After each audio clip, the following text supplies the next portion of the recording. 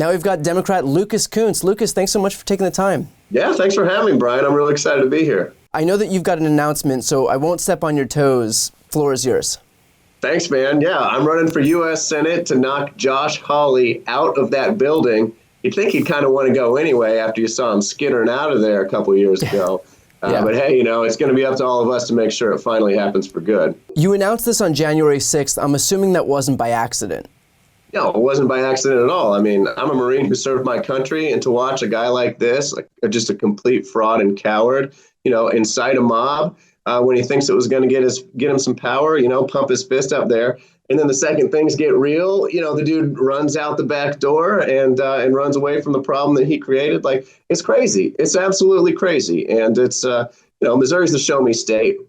The dude has shown us all what he is and who he is. And I'm telling you right now, man, I'm going to make sure everybody in Missouri knows that guy's a fraud and a coward, and we're going to knock him out of there. So with that said, what is Hawley's standing in Missouri right now? I mean, he's kind of a little bit unknown in many ways, and otherwise, it's just that, he was involved with that. And so I think, depending on where you are on the spectrum, you may have different feelings. But the thing that all Missourians hate is to be embarrassed.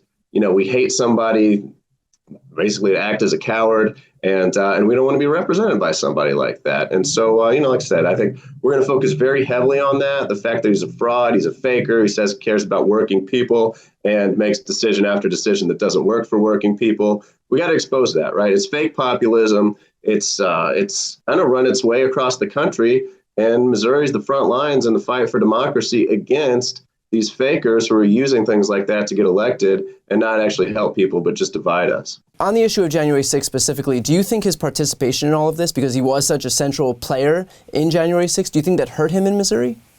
I think the thing that hurts him the most is the fact that he was just such a faker in it, right?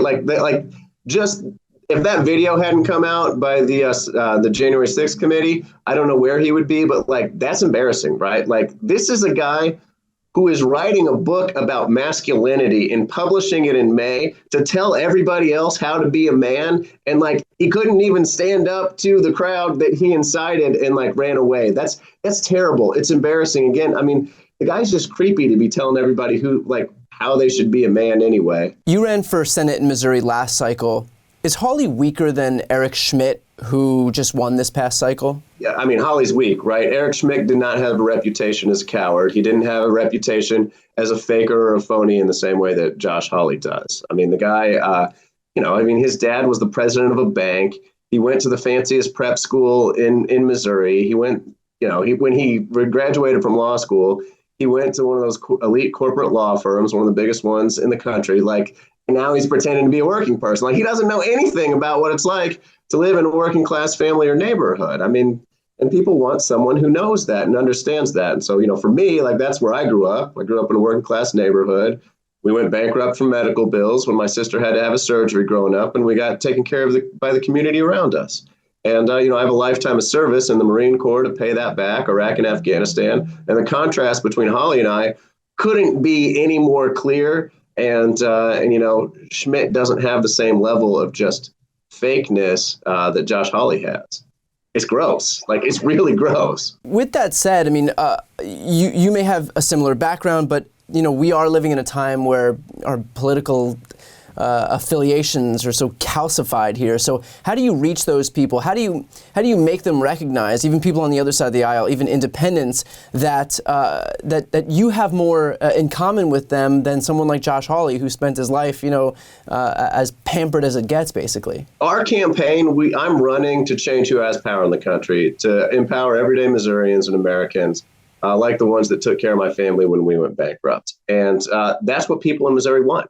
People in Missouri have been trying to claw back power for a long time. I mean, people look at the state as a red state, but when you look at the ballot initiatives that we have passed in this state, they are all populist, and some would even call them progressive, right? We hiked up the minimum wage through ballot initiative over Josh Hawley. We overturned right to work 68 to 32%. The only state in the union that overturned right to work by ballot initiative. Josh Hawley was on the wrong side of that. We did medical marijuana legalization. And then this last year, we did recreational marijuana legalization. We expanded Medicaid.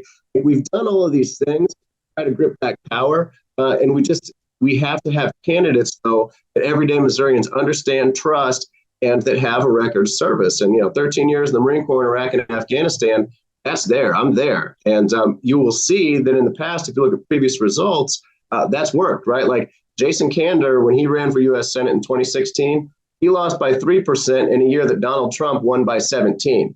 I mean, Donald Trump ain't even 17% popular anymore. Like, that gap is now surmountable. You just have to have the right people. Now, what do you say to people who concede that we've got a tough Senate map in 2024? We're defending seats in Montana, West Virginia, Ohio, Pennsylvania, Michigan, Wisconsin, and Nevada, and suggest that resources are better spent elsewhere other than a state like Missouri? Yeah, I'd say Missouri is the front line in the battle for democracy. This is a state where up till 2016, most of our statewide elected officials were Democrats. We were winning statewide, and we have lost it to fake populists like Josh Hawley. And if we're ever going to defeat them, if we're going to crush their brand, if we're ever going to make sure that the Democratic Party is the party of working people for real, like, we have to beat them. They like, Josh Hawley's number one mission is to make the Republican Party the party of working people. And if we don't win here, if we don't invest here, if we don't fight back against that narrative, we're going to lose it. And with that could go the presidency, the Senate for many years, and everything else. I mean, it's the front line for the fight for democracy, and we got to make it happen. Like, this is a brand issue for Democrats nationally that has to be solved. Now, I know when you were running for Senate last cycle, you weren't running against Hawley, but did you hear anything from Republicans who may be sour on Hawley just because of what we know about him, that have kind of lent themselves to your decision to ultimately decide to run in this cycle? Yeah, people don't like him. They think he doesn't care about the state, which he's proven. I mean, he hasn't brought any money back to this state. They think he wants to control their lives. He wants to control you in the doctor's office. He wants to control you in the bedroom. He wants to control how you work. I mean, he wants to control what the definition of a man is. Like, his book's coming out saying that a man, and only a real man, is one who's made in the image of him. Like, that is creepy and crazy, right? Like, it's nuts. And people see that that's nuts. And so, I hear about it all the time. They're like, and Republicans here don't like him. I mean, he doesn't get along with them. He doesn't do anything for them or with them or anything else.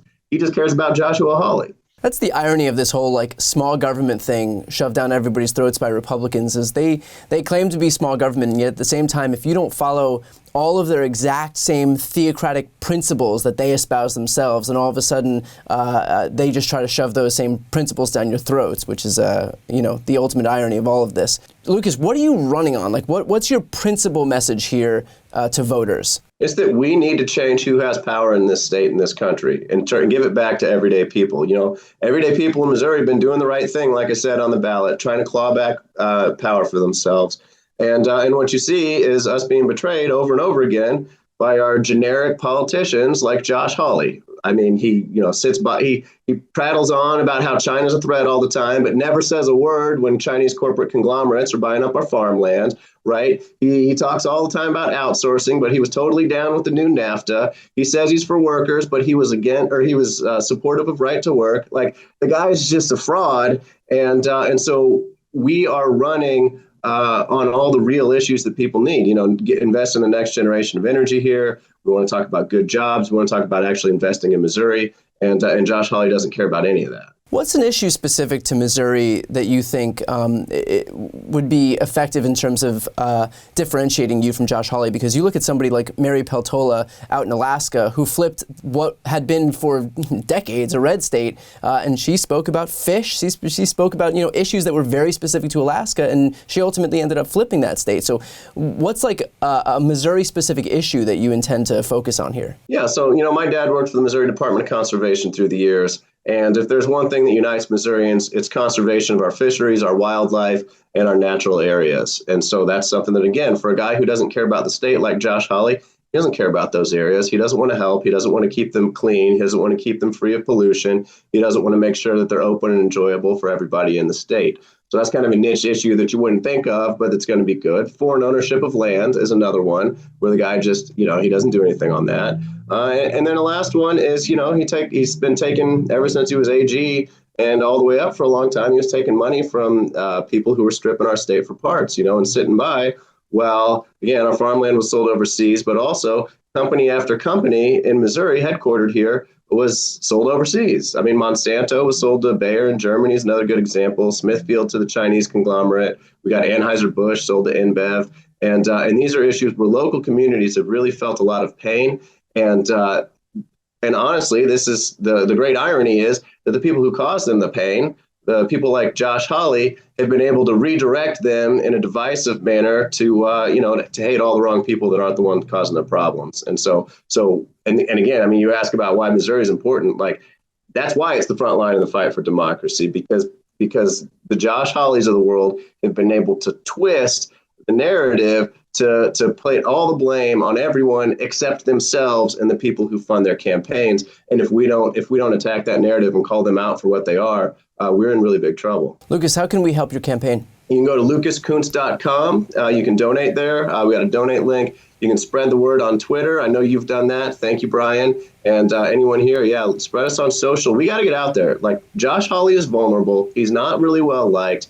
He's again, a fraud and a coward. The state doesn't like that sort of thing. And so we got to fund this campaign to punch him in the face day after day after day, and make sure that every single person in Missouri knows that. And when they do, they're not going to vote for him. Awesome. We'll leave it there. Lucas, thank you so much for taking the time. And for anybody watching and listening, make sure you spread any news about Lucas so that, more people out there get to know exactly who he is. And especially given the fact that Josh Hawley is vulnerable, and that, if nothing else, this past election showed us that extremism is being repudiated at the ballot box by both parties. So, Lucas, with that said, thanks so much for taking the time. I appreciate it. Yeah, thanks, Brian. Anytime.